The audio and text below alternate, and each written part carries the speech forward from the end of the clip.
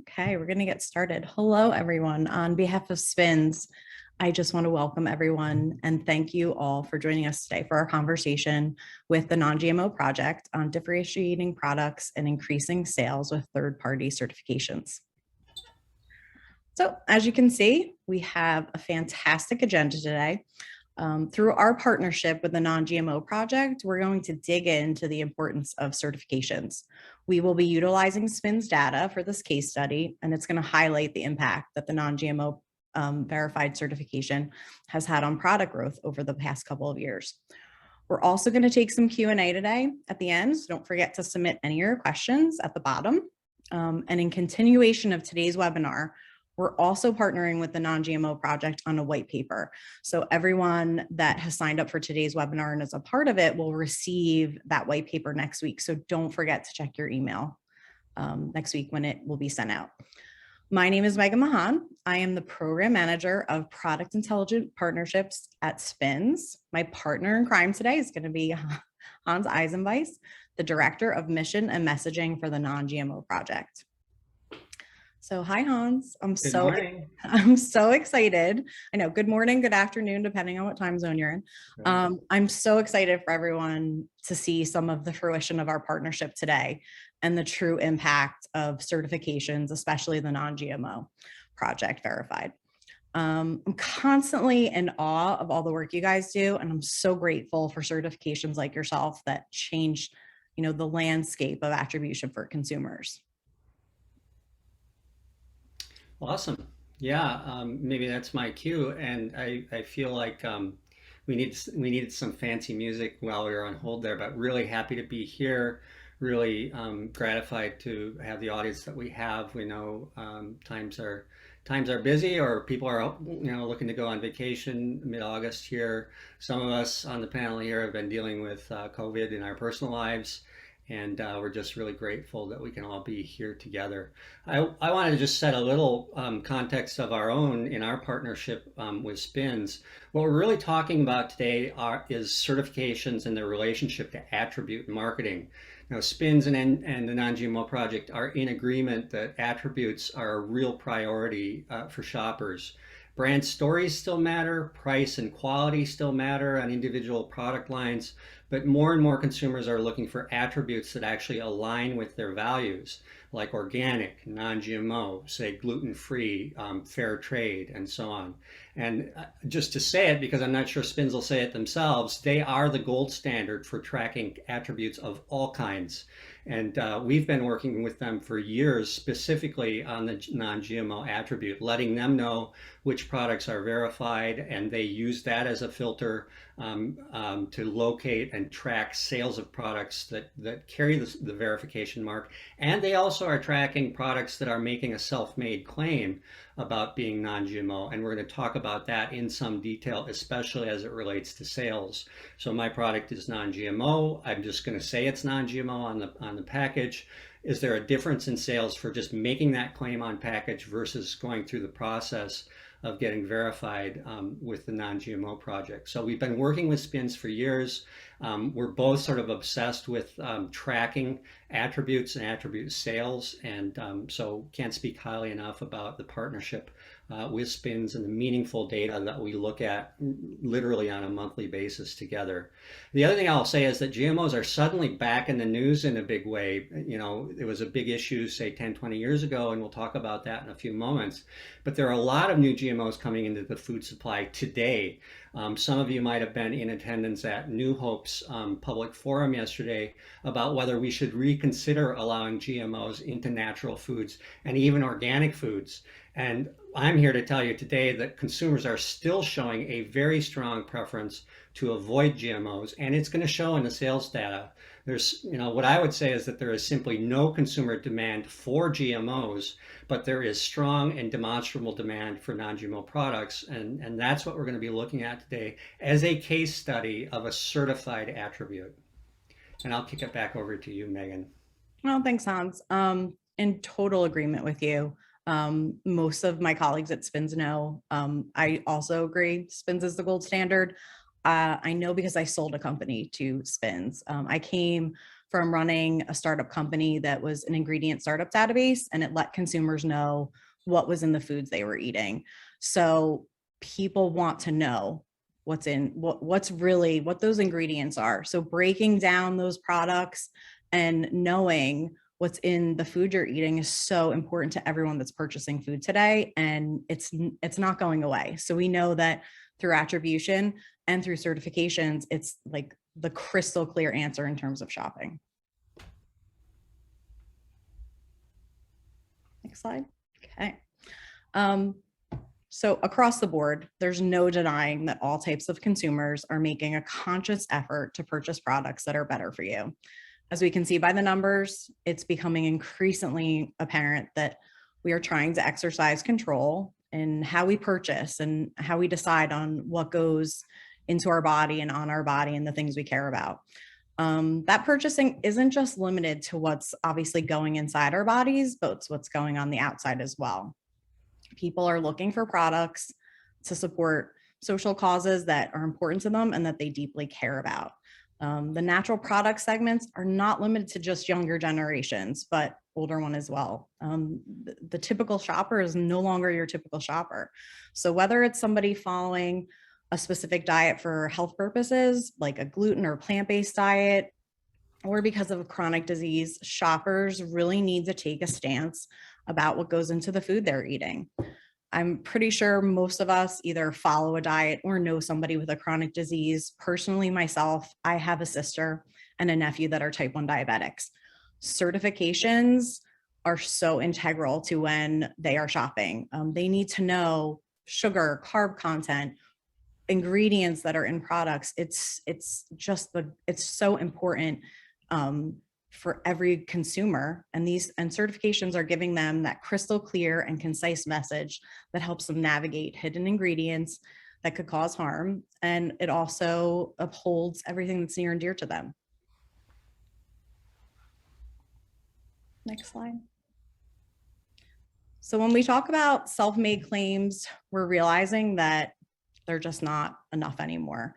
In the past few years, we've seen the landscape of shopping change with COVID. What was once a brick and mortar experience for shopping has equally become just as important as an online shopping experience. So those self-made package claims on the front of those products aren't the same as certifications. Consumers want to know if they are, and they're asking what's in the food they're eating. Third-party certifications are really the only trusted element to hold products to that standard. Consumers know what's being said on the front of the package matches what's inside the package as well with the certification.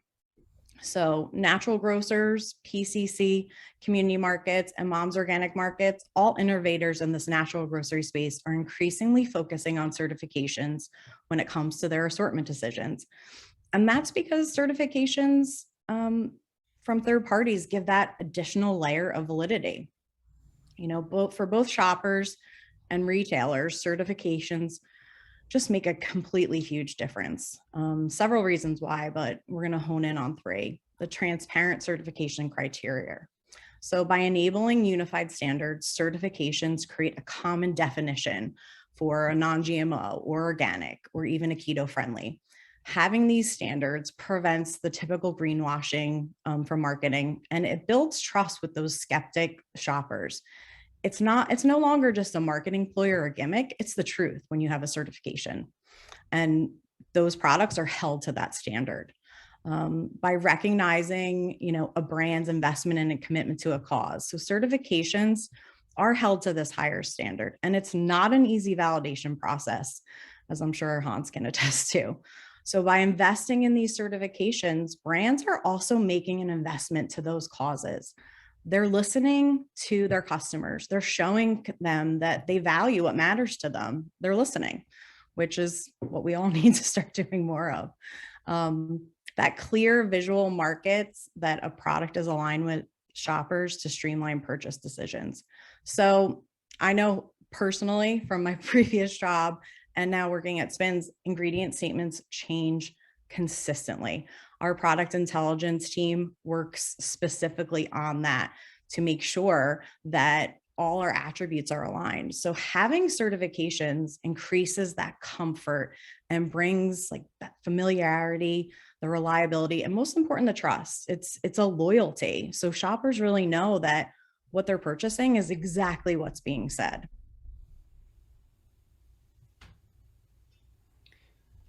Thanks, Megan. Yeah, and just to touch on that, I mean, I think folks are aware, for example, that Whole Foods, who has been a pioneer and a leader in the natural foods industry, actually now won't allow self-made non-GMO claims. So back in 2018, they told all of their suppliers, all of the brands, you need to take non-GMO self-made claims off of your package or get a third-party certification. And so it's becoming a decision point for buyers among retailers.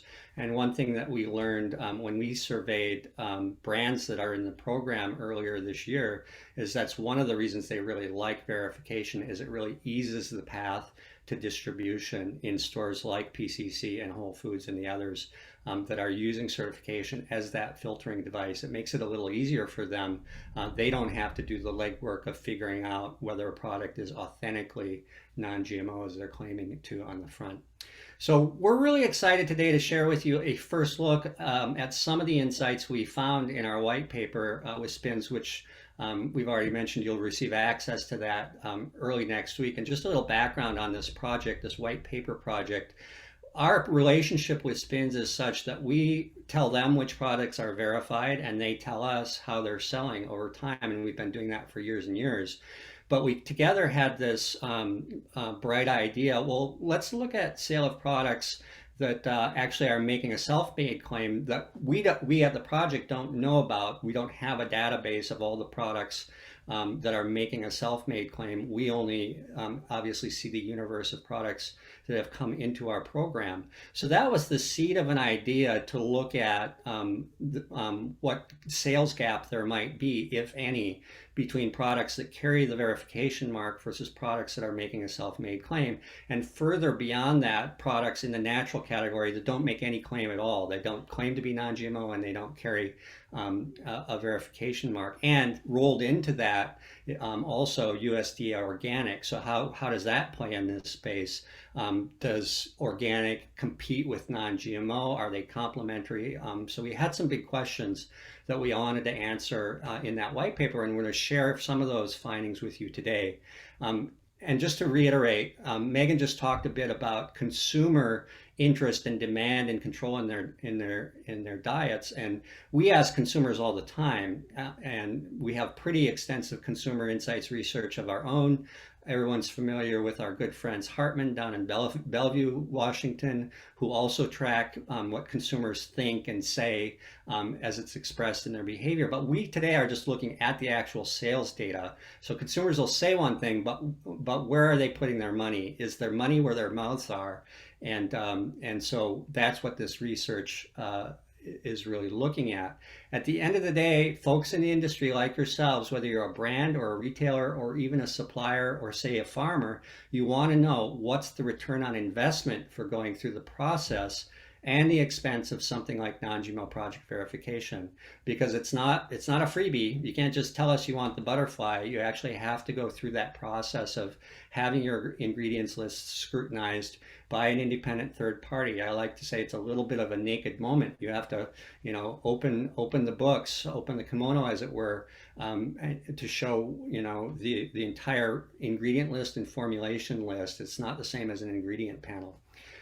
So asking that question, what can the return on investment actually be? Is there sales data that I can use to make a business case for going after a certification? And spoiler alert, yes, we have the data and we're going to share some of that with you today. But first, I wanted to kind of ground us all a little bit in the history and the context of natural food labeling.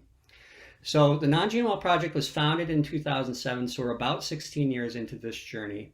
It's a great time to actually look back and take stock. Was it worth it? Was it worth it to launch this independent certification kind of business? and nonprofit and project and work. Well, some of you may remember that in the mid 2010s, there was a grassroots movement to actually get GMOs labeled. Estimates at that time, and they haven't changed very much, are that about 3 out of every 4 packaged good product contains GMOs. And consumers at that time really had no way of knowing if there were GMOs in all of their favorite food products. So while the federal government, the USDA, weighed what it would do about the demand for this labeling, if they were going to do anything, the project's founder, a woman named Megan Westgate, who some of you may know, saw that there was a real need for labels. She understood that people wanted to avoid GMOs, so why not give them an opportunity to choose products that had gone through a verification process to validate that they did in fact not contain GMOs. So what would it look like if we created an opt-in system for companies that wanted to reach non-GMO consumers because they were out there and they were demanding non-GMO options?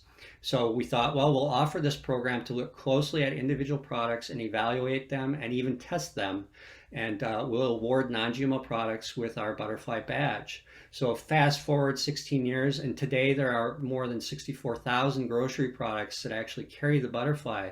And the aggregate sales of all those products is about $40 billion per year. And we'll be looking at that a little more closely in a moment.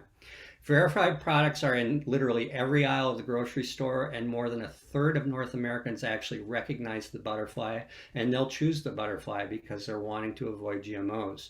And when I say a third of consumers, that's all consumers. That's not just people who shop regularly at the natural grocery store or the co-op. That's all North American consumers, including Canadians, because we operate in Canada as well.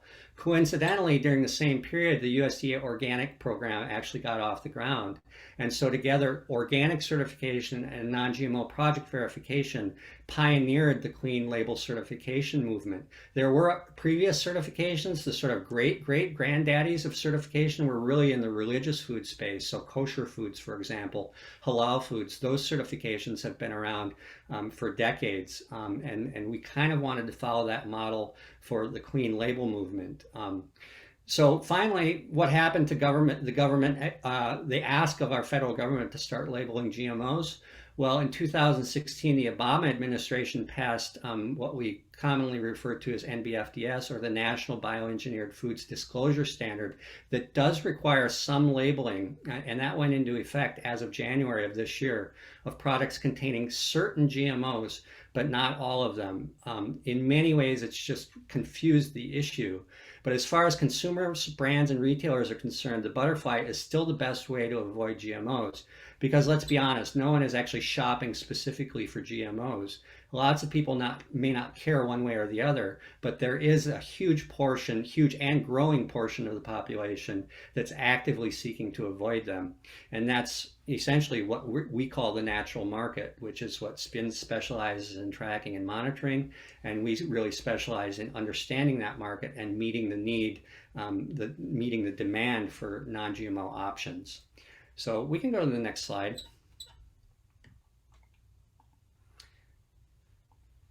Okay, so let's just dive right into the data. In looking at the universe of all groceries in the period from 2019 to 2021, here's what SPINS and the Non-GMO Project found with respect to clean label certifications and claims. Now, there are a lot of clean label certifications and claims.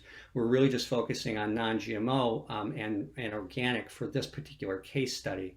Now, to be clear, pantry loading was commonplace during the pandemic because, as we all well remember, restaurants and food service were shut down. So we had people buying a lot more groceries than they normally would. So grocery products as a whole saw growth across the board, including unlabeled products and products that made self-made claims and organic products. But as you can see here, non-GMO verified products actually gapped our other categories, in some cases pretty significantly. So we feel that the pandemic really amplified natural grocery trends as consumers began to micromanage their diets to maximize personal health and well-being. And clean label shopping, which was already on a growth curve, really got turbocharged during the time of the pandemic. This really becomes especially clear when we look at particular categories that kind of sit at the intersection of trying to eat better, more natural food during a pandemic. On the next slide, I'll give you just a quick snapshot at the highest level, but for a more detailed look at category and product growth, we really do encourage you to take a look at that white paper when it arrives in your inboxes next week. So what are the actual numbers and what do they mean here? These are sales growth numbers measured in dollar volume, comparing products with no label claim, products with a self-made or uncertified claim, and products that carry USDA organic, non-GMO project, or both together. So a point of clarification here, on the far left side, we have products that are labeled organic. As many of you undoubtedly know, when you see the green USDA shield on a product, that means the product is 95% or more organic in its ingredients.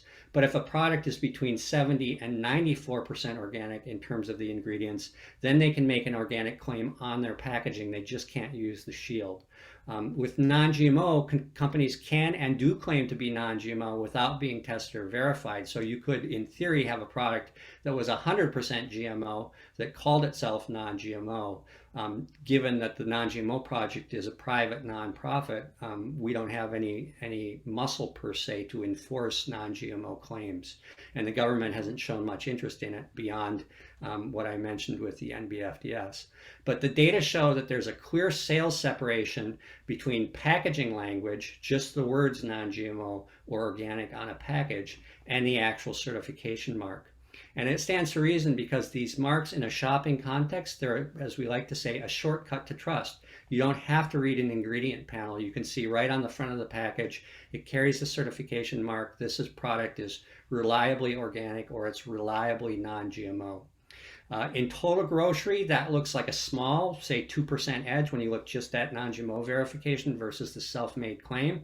But remember, we're talking about a market that's literally billions of dollars in the aggregate, and 2% is a pretty big number when your denominator is several billion dollars. And the gap really becomes a lot more dramatic in certain categories. So let's look at some specific categories to see this kind of really amplified separation between a self-made claim, no claim at all, and a verification mark. So we can go to the next slide. So here's some categories where we just see a tremendous amount of separation. And again, this is really top level categories. The frozen, refrigerated body care, those are big overarching product umbrellas and categories. The white paper will go into some significantly more detail. So one of the big headlines from our white paper, if you want it, here it is. Non-GMO certification matters in virtually every category, but it's been especially effective when it comes to frozen and refrigerated goods. And interestingly, body care like shampoo, lotion, cosmetics, the things that we put on our body, not in our body. Now, these are broad categories, and like I say, I do encourage you to read the white paper where we get a lot more specific. But one thing I can tell you is that one particular product category really took off during this period, and that was plant-based foods, which Megan mentioned in passing earlier. So plant-based foods are really at an important intersection of trying to eat more healthy because we're eating less meat and dairy if we're looking at the frozen space, in particular, and eating non-GMO. That's because plant-based proteins can rely heavily on soy and corn as their protein source, and I think we all know that GMO commodity crops, corn and soy, make up about 90% of those crops that are grown in North America are actually GMO. And there's also the next generation of GMOs that are coming in that we sometimes call GMOs 2.0. People have heard the terms precision fermentation, synthetic biology. These are GMOs that are coming into plant-based in a big way, and they do things like make a GMO soy-based plant burger bleed like a normal hamburger would. That's a double whammy of GMOs. Or we're also now seeing a lot of synthetic animal-free dairy that's all created using genetic engineering. Synthetic ingredients are also quite common in body care, products like shampoo and lotion and so on. So during the pandemic, people are looking at these product categories, but we're seeing significant separation. They're opting at a greater sales volume and greater sales growth for products that carry that verification mark. In some cases, 10 to 15 percentage points higher growth rate over these self-made claims or no claim at all. So let's be honest too, in this moment, the new GMO companies really want to get into the action here. They see opportunity in the natural markets in things like plant-based, whether we're talking plant-based cheese in the refrigerator or we're talking about plant-based hamburgers in the freezer. They see the growth in that category and they want access to it. But if they were looking at this data, they'd realize that consumers are seeking non-GMO in a pretty significant way. And you can have a big edge by getting verified non-GMO in this space to distinguish yourself from those products that are using GMOs that natural consumers are really looking to avoid. So we can jump to the next slide. So represented another way, let's look back at essentially all grocery sales and how USDA Organic and Non-GMO Project have done separately and how they've done together. Some of you have seen packaging maybe that says organic is always non-GMO on products that just carry organic certification. And if you're looking at getting certified for both, you know it's going to be more expensive than just getting one. It's true that the National Organic Program actually prohibits the use of GMOs, but one important caveat with organic, it doesn't require testing. So if you want peace of mind that your organic product is in fact non-GMO, you'll want to get the butterfly. I have to tell you that we have tested organic products and on a surprising basis, they are testing hot for GMOs, and that's a really big risk if you're only certified organic. If a watchdog group decided to test your product for the presence of GMOs, and you've made an organic is always non-GMO claim on the front of your packaging, you're going to find yourself in a pretty uncomfortable position. So that's one good reason we encourage companies to look at both if they are certified organic, to get that extra insurance of non-GMO project verification. We do that testing when it comes to high-risk ingredients like corn or soy, and consumers know this. So when they're looking for the gold standard of a clean label, they look for both certifications. And the good news is that they actually sell better when they're together on package. So this slide, we're just looking at the total sales volume of certified organic and certified non-GMO. What we're really looking at here is the total volume of sales, and I put this slide in here just for some clarification. These are products that carry one or the other, or actually, I'm going to correct myself on that and say the certified non-GMO number actually includes products, the number of products, about 40% that are certified organic versus those that are just certified organic. And also, point of clarification, this excludes fresh produce that's unpackaged. SPINS doesn't track that because those are typically store-by-store PLUs. So this is packaged organic versus packaged non-GMO that may include certified organic. And you can see that we're at about closing in on $40 billion of sales of certified non-GMO. When you look at the certified organic space and you include fresh unpackaged produce, that market is on the order of about $50 billion in sales. So they're tracking along together. But when it comes to packaged foods, you'll see that there's significantly more products that are verified non-GMO than there are products that are 95% or greater organic. So next slide. Here we're really comparing organic versus NGP verified only. The reason I wanted to include this slide is just to give you a different view of overall aggregate sales volume. In the packaged food space, there are significantly more products. Sorry, I'm on a wrong slide here. So I think I might have just already talked about this slide. I apologize. So total sales volume of products that are just verified non-GMO, and the growth since 2019 from $5 billion to $6 billion. Sorry, correct myself again, getting a little lost in my script. This is combined certified organic and non-GMO verified together. We've seen 19.7% growth.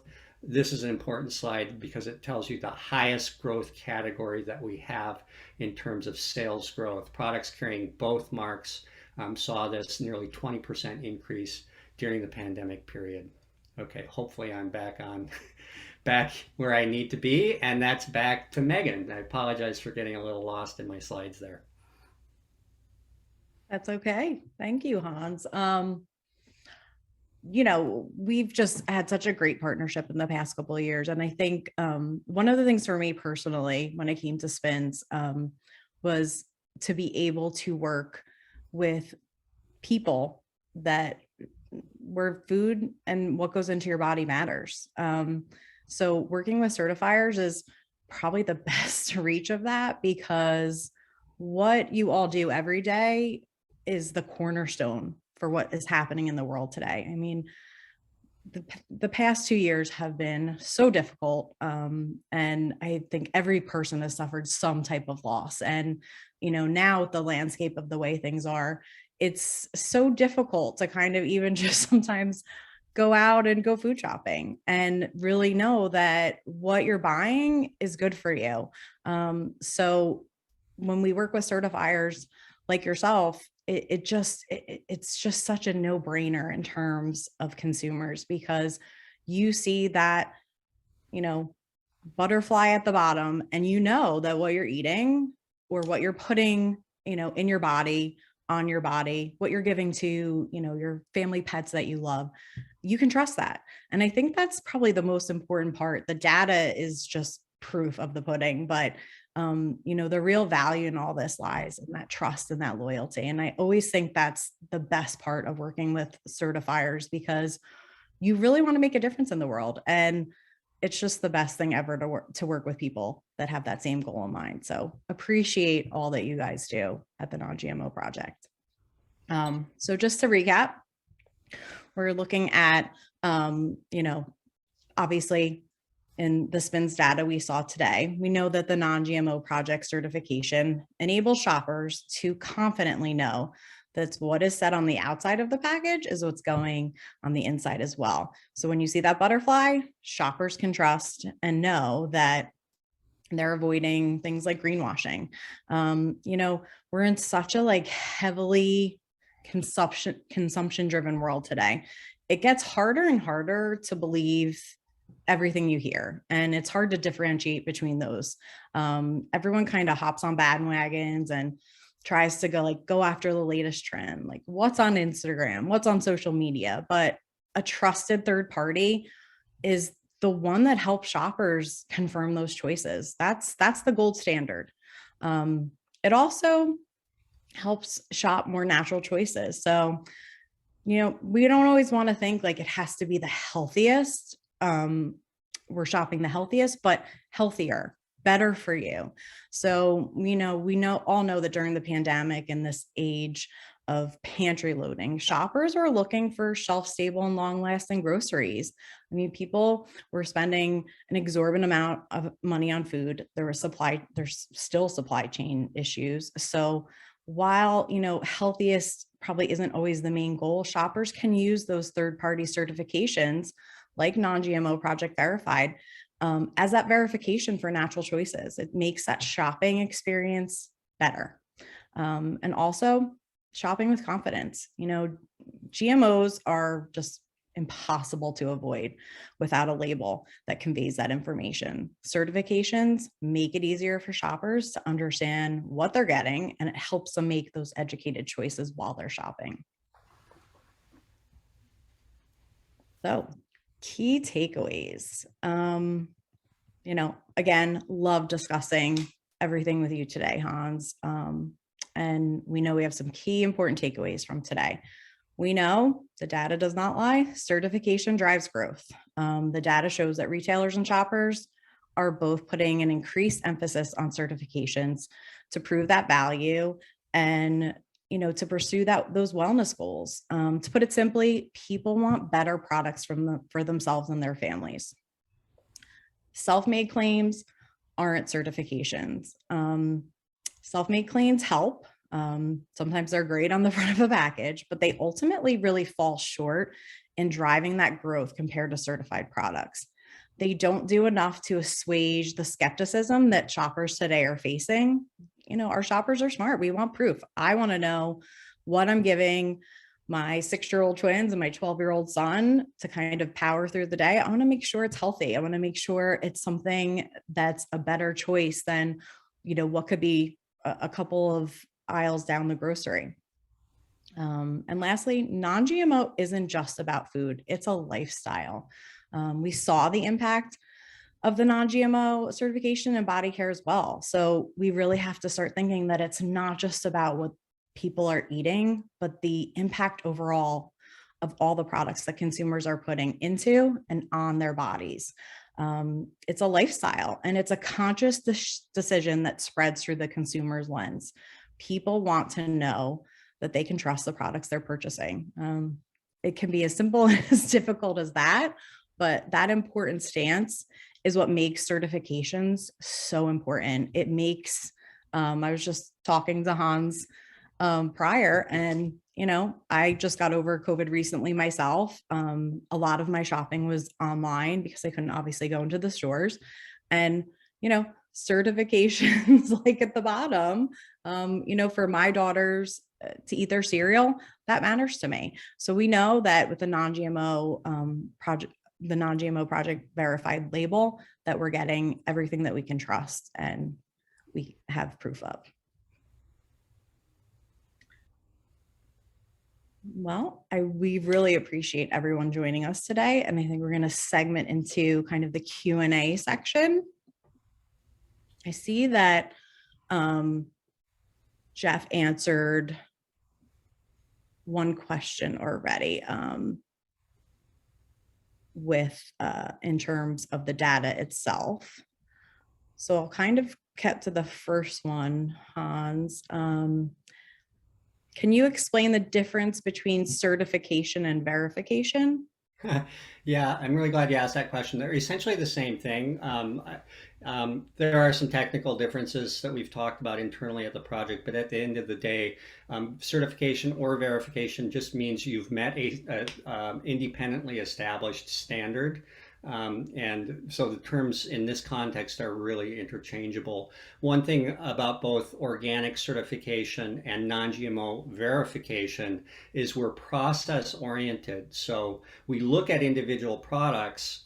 We don't verify brands as a whole. We verify individual products, and that's true of organic as well. But we look at the entire life cycle of food production. Going back to the farm through processing and production all the way to the end product. And when we get to the end product, those products may or may not actually contain genetically modified DNA, and this is a difference with the NBFDS that I talked about earlier.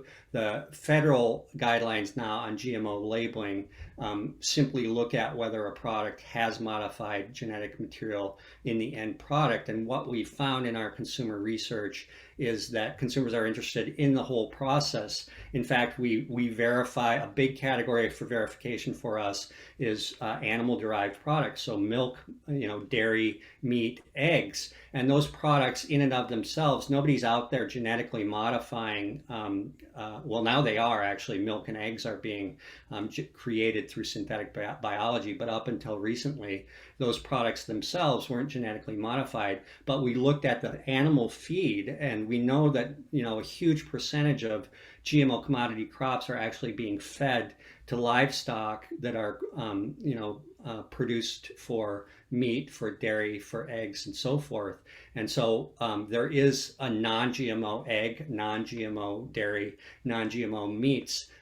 You can be confident that those animals weren't fed GMO commodity crops, regardless of the fact that the end product doesn't contain genetically modified material. So just to get back to answer the question, certification, verification, they're essentially the same thing in this context.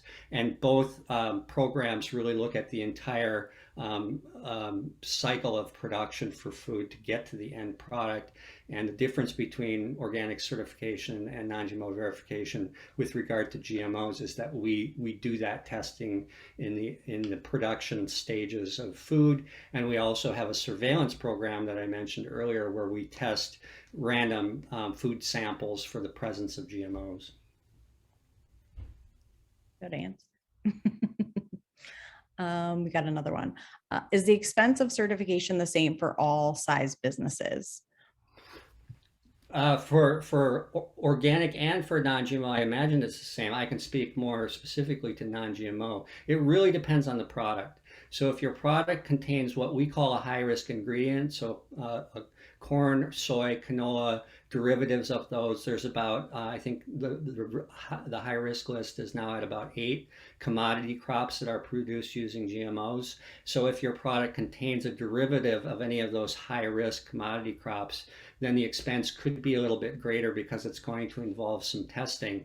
In other cases, if your product doesn't contain derivatives of high risk ingredients, then the pathway and the cost to getting verified is going to be less. The other big one that I should mention is sugar. So 90% of the sugar beets that are grown in the US are grown for the ingredient market, for the market for sugar.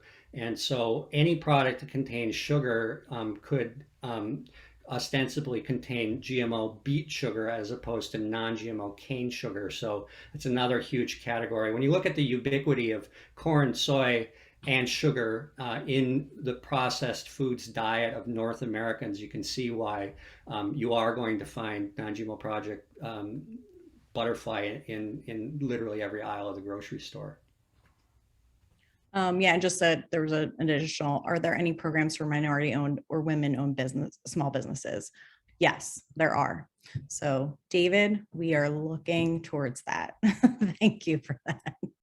Just gonna go down from. I'll add that the Non-GMO project is looking at that too. We are in the early stages. Let's keep it between you, me, and the chickens, but we are putting together a scholarship program specifically for marginalized communities, business owners, and we're super excited about that. Not quite ready for prime time, but that could be rolling out in next year. And what that looks like is, a significant cost savings on seeking verification for organizations that are women-led or BIPOC-led oriented. Oh, I love hearing that. That's fantastic. What is the legal context when it comes to self-made claims? Yeah, I can speak to that a little bit. I'm no legal expert. I'm no lawyer. I was a big fan of Better Call Saul. I don't know if that's worth anything. Probably not. Me too. Sorry to see that series end. But the legal context is in the non-GMO space. It's two things. You can legally make a non-GMO claim. No one's going to come after you. And the case that we've made today is that if you can do that, but you'll see ostensibly greater sales growth by going the verification route. When it comes to GMO labeling, the National Bioengineered Foods Disclosure Standard requires certain products containing certain GMOs to make a disclosure. It's hard to describe in simple, concise terms here in this moment. It's a complex and somewhat Byzantine system for determining which products would require that disclosure. And if you're concerned that you might have to comply with that standard, have your product formulation people and your lawyers potentially looking at it. We like to tell brands that the easiest route, if you're concerned about the presence or absence of GMOs, is get into our program. At least look at getting verified and maybe speak to one of we call them our technical administrators, that are the independent certification bodies that will actually do that scrutinization of your ingredient lists and formulations and give you a good idea if you would need to comply with NBFDS, or if choosing to get non-GMO verified is the path for you. Organic is a little clearer because it's a government program. You can't legally call your products organic if you don't carry a certification. That's true from the 70 to 94% organic space. So you just want to say made with organic ingredients on the front of your package, or you want to carry that green shield. The only exception for that is very small businesses. I can't remember what the cutoff is, and if you want to send them an email, I can circle back with you, but it's really intended for small local farmer producers to be able to use organic messaging and use the organic shield. I think it's under $1 million of annualized revenue. You're not required, but if you are a larger operation than that, you're making an organic claim in the absence of a certification, you could run afoul of the USDA and end up on their naughty list.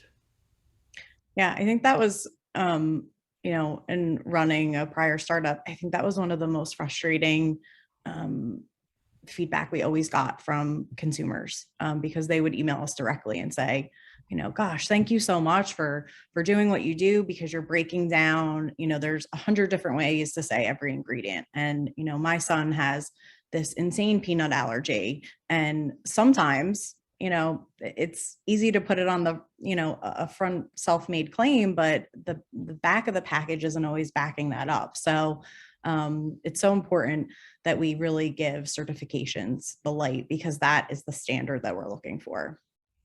I'm going to send you another one, Hans.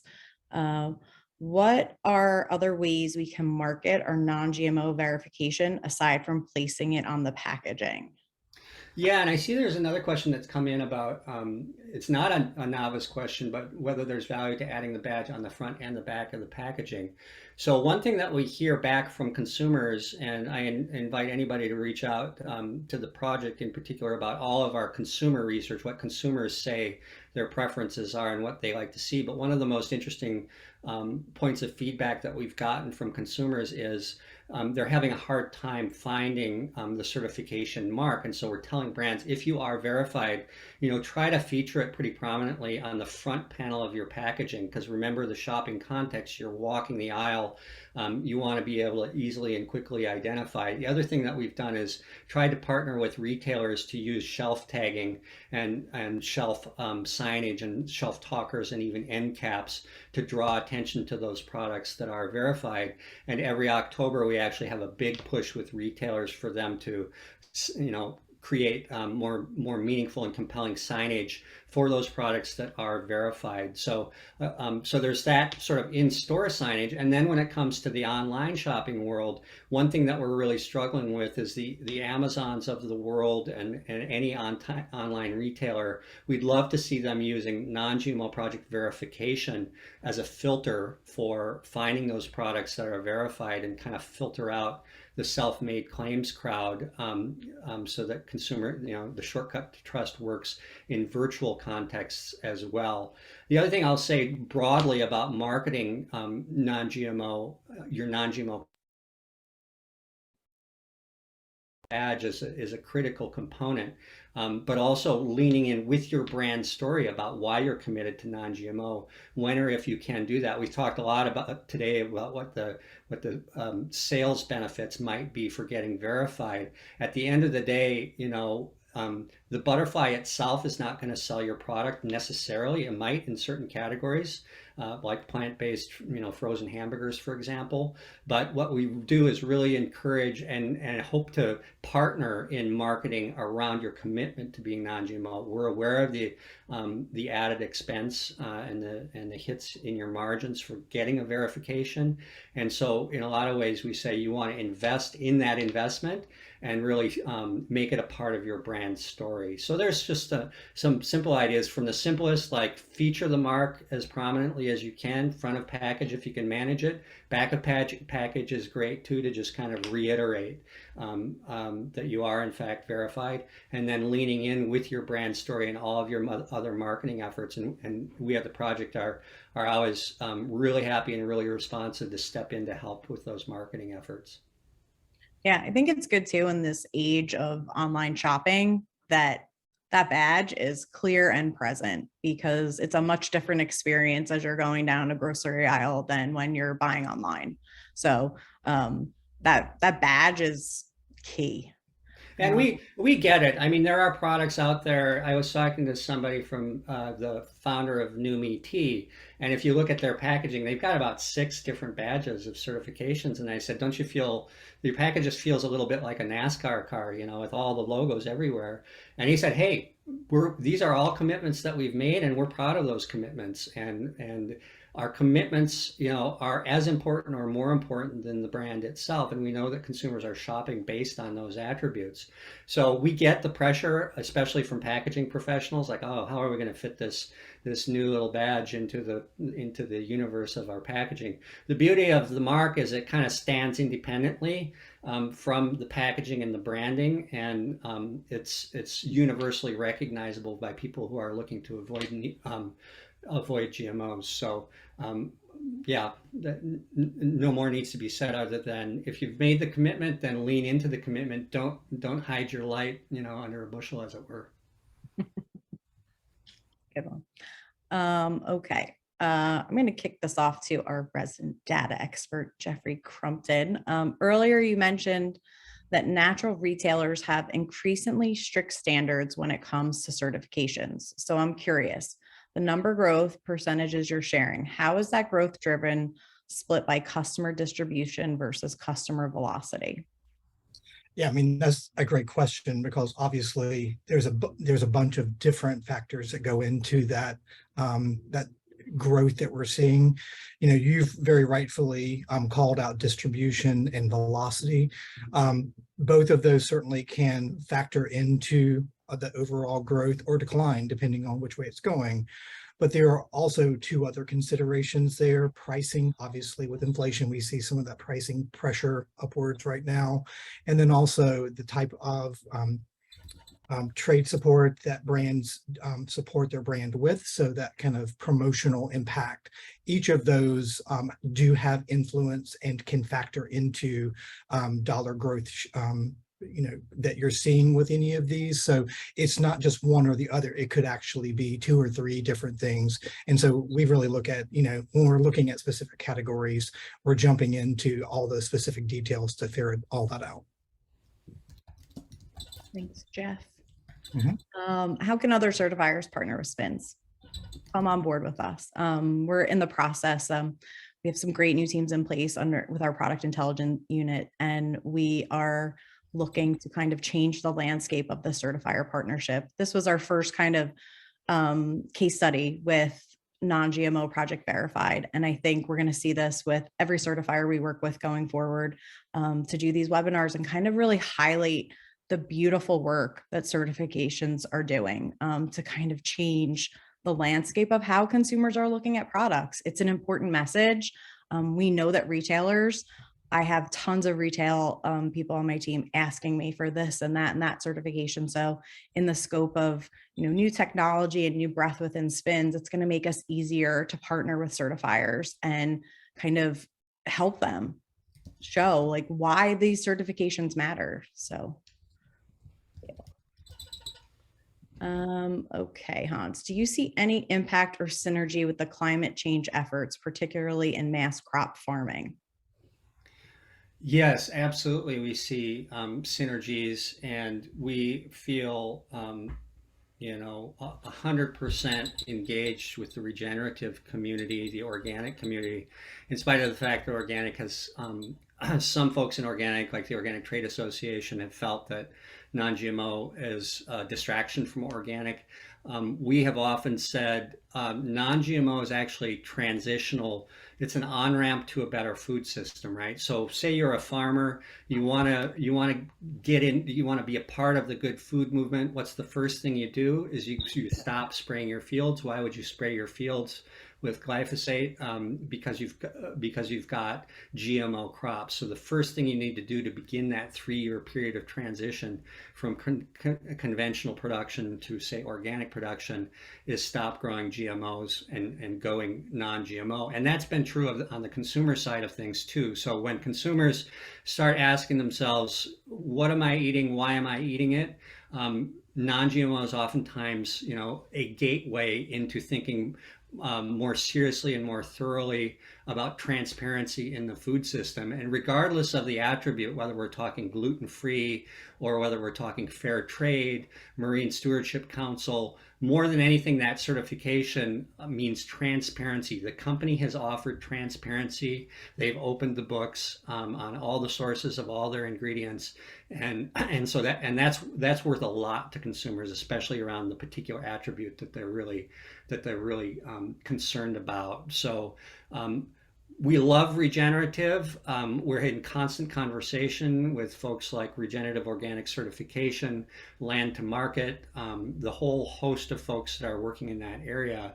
And now, more and more we're hearing pressure from the biotech industry, like GMOs are a really necessary part of addressing climate change. And what we're saying is, no, they're actually not. You've been telling us that GMOs were going to solve for the existential crisis of world hunger. That didn't happen. You told us it was going to increase yields. It didn't happen. Now they're making claims around the necessity of genetic engineering to address climate change. And what we're saying is, why would we do that when we've got the science that shows that regenerative practices and organic practices actually sequester carbon in the soil? They're a correction for one of the biggest causes of climate change. The number 3 contributor globally for contributions of greenhouse gases is agriculture, and it's industrialized agriculture. And at the core of that industrialized agriculture is GMOs. So there's a definite, everything is connected. GMOs are really at the center. They're the hub of industrialized agriculture. And we want to be a part of building a better food system that truly is regenerative, organic, and beyond. And we're still, in that holding action, that transition, playing that transition on parole. Like, let's start with non-GMO, then let's get you to go organic, and then beyond that, maybe what can we do about supporting regenerative agriculture? I hope that answers the question. Yeah. Okay. Well, we're just kind of hitting at the top of the hour, so I want to really be cognizant of everyone's time. Maybe we can take some of these, Hans, that we see specifically, from the chat that are direct questions to non-GMO. Maybe we can quickly answer that or in terms, but I do want to just thank everyone for coming today and joining our conversation. I mean, I learned a lot, even though I work with non-GMO. I've learned so much just in this hour myself, and just want to reiterate that everyone that joined our conversation today will get a copy of that white paper that we spoke about. So I think a lot of these questions that I see come in, that white paper will answer a lot of what I'm seeing. But I just, again, want to thank everyone and have a nice day.